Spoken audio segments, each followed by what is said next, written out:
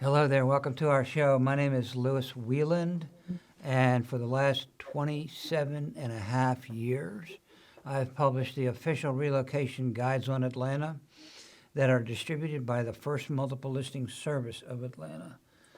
The First Multiple Listing Service of Atlanta is the fourth largest multiple listing service in the nation.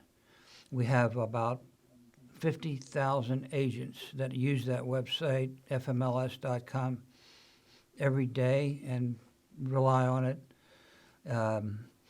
Our Atlanta Community Profile website houses our magazines. And by the way, our magazines are also on the fmls.com website for the benefit of all the realtors to use. And they do use it greatly. The magazines, we have 5 publications, one for the Gwinnett Chamber of Commerce, one for the North Fulton with their Chamber of Commerce, one for Atlanta, one for Inside 285, and one for Cobb County with the Cobb Association of Realtors. The magazines are distributed by the realtors to families moving here and also businesses moving here. We are adding a diversified content to the magazine to include a lot more commercial information because of the fact that FMLS is now including a lot of commercial listings, especially lease property types for commercial. I'm a realtor with KW Commercial. My website for that is louwieland.com, and I focus on multifamily investment property, and I've lately been doing some residential since that area is booming. If I can help you with any of your investment or real estate needs of any kind, let me know, lou@louwieland.com. And today we're welcoming back Al Thurman, our good friend who has been on the show before, and he's the mayor of the great city of Powder Springs. Welcome back to the show, Mayor. It's awesome to have you back. Thank you, Lou. It's a pleasure to be here. That's great. So early before the show, I was complimenting him on that necktie. That's a yellow tie, and that, I don't know if you can see it online here, but it almost glows in the dark. It's a fantastic. I don't think he bought that. I don't know where, but it is amazing. So anyway, Al, one of the things that I really love about Al is that he is not the typical politician. He worked his way up the hard way. I think you have a landscaping business, isn't that right, Al? That is correct. Me and everybody else, not a political guy who's been in the politics his whole life. He knows what it's like to be out there in the world working. And basically, you were on the city council for many years. That's correct. And then you were appointed mayor just a few years ago, right? I ran and won. Yes. What year was that? Actually, 2014, 16. Yes. I just ran for re-election last year and ran unopposed. I can see why. You know, there's so much going on and that's great about your city, Al. But from my perspective, one of the things that I like especially about your city is for the real estate segment of information. For example, the median home price in your city, and you may not know this because it's right off the press, for February was $285,000, and that price represents a 26% increase from February a year ago, 26.7% to be exact. And guess what else is interesting, and that is that of all the homes that came on the market for Powder Springs for February, 100% sold at a listing price or above. Wow. So That's impressive. yeah, it's very impressive. So anyway, the actual median price of a home in Powder Springs is about $10,000, or let's see, $10,000 less than the median price in the metro area. So it does represent a great value, and particularly when you consider your proximity to downtown and, the metro area, into the 285 and so forth. Your tagline on your website is inspired, invigorated, and innovative. All of those things are true. The stage is yours to defend that.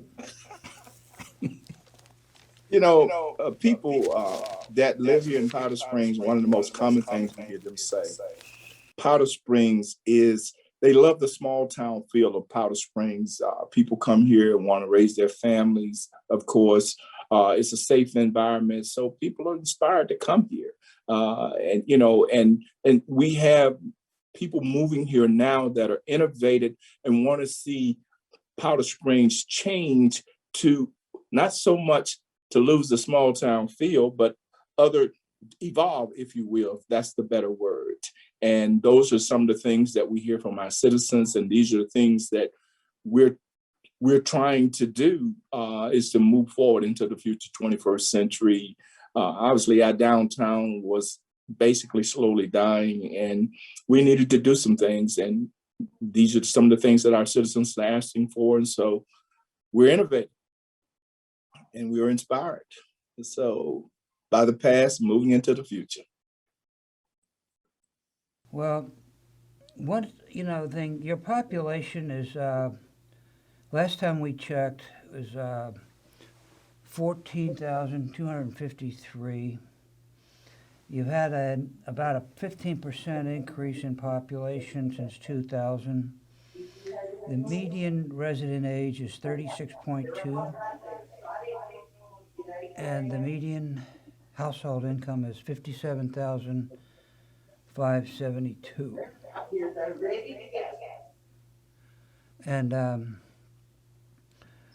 you have one of the things that's particularly remarkable about your city is the trail system. You're part of the Comet trail system, and tell us a little bit about how that's valuable to the city.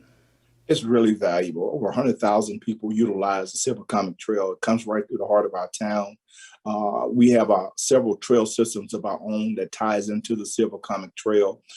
One of the things when we decided to build a new park in the downtown was to make that a trailhead where people could come to the downtown, enjoy the festivities or restaurants and so forth, and get on the trail, or end up coming off the trail into the downtown before they make their way home. They could enjoy restaurants, food, or what have you. So we were trying to make it a focus point. So the Silver Comet Trail is very valuable to us.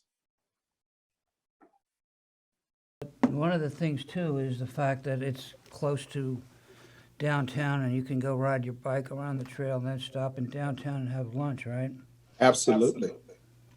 I don't know if you've heard one of the new Splosh projects. We're doing a joint project with Osdale and the county to do a trail from Osdale into Powder Springs, connecting to the Silver Comet Trail, the Osdale Powder Springs Road connections. We are all partnering on that to bring Osdale to the Silver Comet Trail.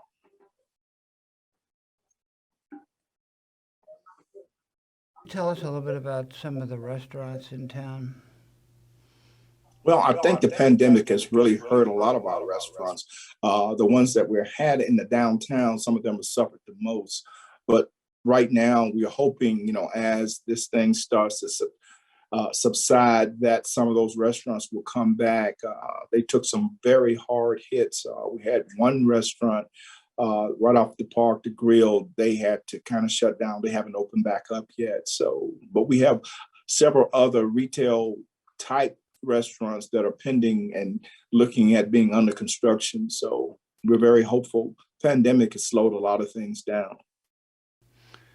Well, yeah, the P word, right? The magical P word is P word, or the COVID, the C word. But a lot of cities have depended on hotel and motel taxes for revenue to pay their city expenses. And in your case, you don't, at this time, have that income to be adversely affected by. Right. So that hasn't affected our budget whatsoever, because we've never really been, utilizing the hotel motel tax because we didn't have any hotels. But we do have some things that are pending. A possible hotel coming to Powder Springs. We're working on that right now. We're actually going to have some meetings this week talking about that. And can you just give me a feel for the forecasted impact of that should it come to fruition? Well, the impact would be we'd be getting revenue that we haven't gotten before. That's pretty. That I figured that. How much revenue are we looking at here? Obviously, some of the other cities enjoy that hotel motel taxes, and we've just never gotten the benefit of it. So hopefully, obviously, that would really be, something extra that we could do some things with. Are you looking at what kind of money are we looking at with that, and what size hotels? And give us a feel for the overall impact, because that is a major factor with a lot of cities. And well, for tourism, it is obviously, everything, all of the hotels that are outside of our city limits, and obviously we don't really get any impact from that. But we feel there's time now, for Powder Springs to have its own hotel or motels, what have you, so we can benefit from that and utilize that tax. Tourism plays a very important part in Cobb County now, since you have the Braves stadium and so forth. So we just want to be a part of that. And tell us about your proximity to that venue and what kind of impact do you forecast that having on the city anyway, just from an overall macro basis? Powder Springs is centrally located. I mean, you can get on 278, hit I-20 and be downtown in less than, 30 minutes. Obviously, the Brave Stadium, 25 minutes, East-West Connector. So we're pretty much centrally located where we can be anywhere within 35 minutes or less. Braves Stadium. And of course, the Braves are not having big crowds there right now, so they don't need hotels or anything. But the stadium has had an extremely positive impact on real estate in Cobb County, especially maybe over around Smyrna. Do you feel like your increase of 26%, I think, or whatever it was, 29% since February of last year, is impacted by that, or is there some other element at play? Well, I think it is impacted by that because obviously for Smyrna, they only got so much land they can build on. And, when we have available land, either you're going to redevelop or you're going to move where there's land available. And how much vacant land do you have? I don't know the specific answer. We're right now assessing, our 5-year update on our comp plan to actually look at that. We are very much concerned because we're getting a lot of demands from developers wanting to build houses here. And we just did a moratorium on especially our commercial zoning, and we're getting, developers wanting to rezone commercial to residential. And so we're needing to look at that. Obviously, we're a city, want to be a live, work, and play. But if you don't have any land for the work or the commercial development to help, diversify your tax base, that's a huge concern. Well, that is an interesting conundrum there with the rezoning. I've been going through that some with some of my commercial clients, and truthfully, it's a problem. In one county, I won't mention it, it's not Cobb County, to get rezoned, one of my clients has got a daycare center, another has a dog grooming center. To get that rezoned is 3.5 months just to go through everything. What kind of timetable are you looking at in your county? Well, actually, we have looked at doing a lot of things on sites that we used to take off site to shorten that time period. Our community development has done a great job. We used to have some of those same issues, but we have curtailed that tremendously in the time of moving things forward from our planning and zoning to council for rezoning. So that was part of our problem. We used to get that all the time from developers and stuff, but we have done a great job on streamlining that process. Well, that's very helpful.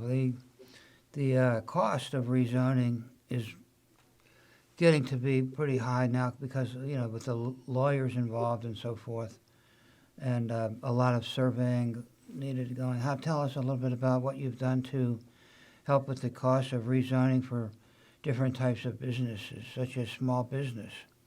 Well, one of the things, we've tried to offer a service in our community development to help, especially when people are coming in and just not familiar with zoning, and actually they make it more costly because they're the steps that they take. We can help provide a one-on-one service of walking them through the process and to save time and money. So some of those things that we tried to offer a concierge type service for businesses coming here for development or business license, whatever that might be. We've tried to offer a concierge type service, working one-on-one to walk them through the process, if you will. Can you help us understand who we should talk to in the zoning department to get that concierge service? Because that sounds extremely valuable to me. Well, our community development director is Miss Tina Gardner. You can reach out to her. She's the director of community development, and obviously her and her staff certainly will help you in any way they can to walk you through those processes. Well, with prices of housing going through the roof, literally, a lot of people, especially first-time home buyers, are thinking about just staying in apartments or getting multifamily is really hot right now. And tell us a little bit of, can you give us a feel for the multifamily property type in your community? Well, Powder Springs don't have any, multi-type housing as of now, but obviously that's something that we're closely looking at. One of the things we found, everyone can't afford to buy a single family home. We're losing a lot of our young people because that's not something they want to do. So we want to diversify our housing. So we're looking at developments right now. I'm actually having a meeting right after this to talk about multi-housing in that regard in some specific locations within the city. If it's done right over the long term, if it's in the right location, I think it could be a great fit for the city of Powder Springs. Are realtors invited to that table, or who are the people that have input into those discussions? Well, actually, I'm just talking to the developers now that are looking at particular locations. They're trying to fill out the city, to see if we're open to that kind of development. There was a time that was no real taste for that, but I think time has changed. I'm sure that all of my friends in real estate appreciate that as well. It is a property type that does contribute to the city's revenue, I believe. Oh, absolutely. And a lot of restaurants can benefit too from that. Sure. It's one of those type developments don't require a lot of services in regards to the amount of land. Occurs to me is that a lot of the times the people that are like a multifamily are younger people, and you have the element of the parks that you offer is extremely appealing to that market segment. So I imagine if you proceed with this, the developers will be extremely successful in attracting tenants. And they're paying a lot of money for a rent. Some of these rentals are as high as a mortgage on a house, but people just don't want to commit to the house, so they stick with the multifamily. Absolutely. Well, one of the things we've been told for years and years, if you want to create, we need density in the downtown. Those types of development would bring that density. Yes, and it's the right demography too. Yes, absolutely. For to benefit small business. How important is small business? Is it percent of revenue for the city? Is it the predominant or what? Where does it stand? Well, it's extremely important. In a city like this, a lot of your small businesses are home businesses, and we certainly like to get them out of the homes into some form of brick and mortar or retail development. It's extremely important. And shifting gears to the residential, you referred to the residential earlier, Mayor. And did you say that you're doing some rezoning from commercial to residential or vice versa? I said we're looking at it. We're having applications for rezoning commercial property to residential because there's such a huge demand for it right now. Okay, well, the housing prices in your community are below the average for the metro area by about $12,000 or $13,000. So imagine there'll be a lot of residential developers who are coming to your city. Most realtors know, and a lot of people have been shopping for a home lately, have discovered that there's nothing available. We had one house that came on the market, and we had 80 offers for it. And we had another house that had 40 offers. There's like some houses come on the market and sell in a day or an hour. And I had a listing myself, and it came on and it sold right away. I mean, within hours. So if you have available land, I imagine you have talking to some residential developers that would. Right now we have 541 houses already approved, already zoned. And what is the price range of that? Is it in the same area between that 280, 300,000? That's a very popular price range for. Is that? Those are starting prices. By the time you put a roof on it, it's 400. You get that granite countertop, you're up there. Doesn't include the roof, right, or the plumbing or anything. You want a driveway? You have to charge you for that. Just to get the frame, but really the price is the reason that our prices are going up so much is people are coming here from California and New York and Massachusetts and really all over the country because of the wonderful lifestyle that we have available in our metro area. The diversity of our population is a huge draw to people throughout the world, actually. And in fact, in Gwinnett County, I believe Gwinnett County has more languages than any other county in the world. So, I mean, those people people consider that to be extremely powerful and very appealing. And you have a very well-diversified population yourself over there. We do. And how does that benefit the citizenry? I think it benefits the citizenry extremely well. What we have is a younger population moving here to raise families up. And, at one time, there was just a huge percentage of an aging population in Powder Spring. I just think it's tremendous that younger people are moving to the city to raise their families with ideas. And, it's a whole new flavor, if you will.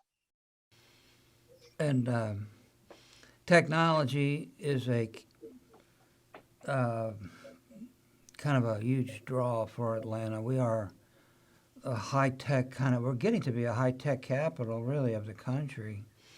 And are you trying to attract that particular industry? Are you working with any of the companies, I know like Microsoft and Apple are moving here in divisions, and how's that a category of target market for you? Well, not specifically. Obviously, we're open to all of those technology type companies. Our Powder Springs Development Authority just did an RFP trying to attract any and all type businesses to come to the city. I mean, there are specific type businesses that we know will do well here. medicals and that kind of, and actually technology is one of those industries that will do well in Powder Springs. So, from our research. So obviously we're looking at all of that. What about logistics? Can you talk a little bit about the logistical appeal of the city in terms of transportation and freight distribution and that sort of thing? Is that something that goes on your positive side, or is that not an element? If you think in terms of right now, one of the largest distribution centers is right in Austell, one of the largest in the United States of America is in Austell, Georgia. Anything that's coming through Atlanta comes to Austell through train, from boats, terminals. So obviously, Austell just built this huge distribution plant there. I think the closer you are to the rail line and those distribution type facilities, the better you be. You don't have to move freight as far. Mm-hmm. What about warehousing? Is that's a key element in the logistical equation? What do you have? Land for warehousing? Are you trying to add more warehousing, or? Well, I know investors obviously, are really favoring that industry too. not so much that we're not favoring it. I think you just have to have large pieces of land. And those are part of what we might be looking at in regards to annexation. How can we have the space that's needed to attract that type of industry? And the warehousing industry is booming because of e-commerce, and as a result, certain parts of Atlanta are benefiting tremendously, Absolutely. particularly down around the airport. And are you fighting with the mayor of any of those cities down there for warehouse business, or do you work with them, or what? Anyway, the We mayor all of work. Union. Is that right? Tell me if No, you're we fighting good with buddies. them. We don't fight. We all try to work together. The mayors are in Cobb. I have a great relationship. Certainly, we all try to work together. We share ideas. We talk about what's working for us and what could be working for them. So that's not an issue. Have you seen an increase in demand for warehousing in your community, or has that not been a major focus? It hasn't been a major focus, but I think it's going to come to that. I think, as this pandemic is causing a lot of people to change the way they think about things and what's going to be up and moving in the near future, I think that maybe one of the things could be as far as how people move freight and how things are done and that kind of thing. So we'll see. Mm-hmm. I don't know if you realize this, Al, but right now we have more sublease office space on the market than ever in history in this city. And that's because of the people working from home and the pandemic. And have you had any experience with that element at this time with the sublease? Well, yes and no. Yes, I would say so, because obviously, we're seeing a phase where brick and mortar may be phased out, to some extent in regards to how people do business. What the pandemic has put us in a position, and whether they will go back to what used to be norm may not happen. We just don't know yet. Well, Al, it's been awesome having you on the show again, and congratulations on all your successes in weathering this COVID storm. It's been, I know, I know a lot of mayors have a hard time sleeping at night with all the pressures of the COVID, and my hat is off to you for contributing your efforts to the well-being of the city. Well, thank you, Lou. I appreciate you saying that. I appreciate your contributions greatly, believe me.